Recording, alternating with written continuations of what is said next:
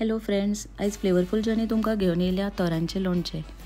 पयलीं तोरां अशीं धुवन बारीक चिरून घेवपाची आनी तेतून क्वॉन्टिटीच्या अनुसार 2 ते 3 स्पून मीठ घालपाचें आनी मिक्स करून कमीत कमी 6 ते 8 वरां किंवा ओवरनायट घट्ट धापून दवरपाचें।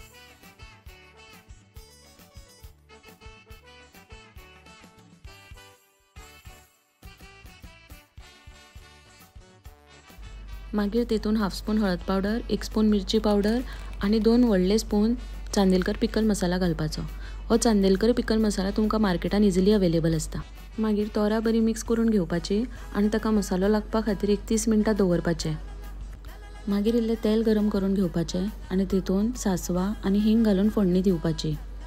हें तेल मातशें थंड जाल्या उपरांत तोरांनी ॲड करपाचें आनी तोरां बरी मिक्स करून घेवपाची। आनी अशें तुमचें कुरकुरीत, आमट आनी एकदम स्पायसी तोराचें लोणचें रेडी आसा। रेसिपी आवडली जाल्यार do like, share and follow for more recipes. Bye.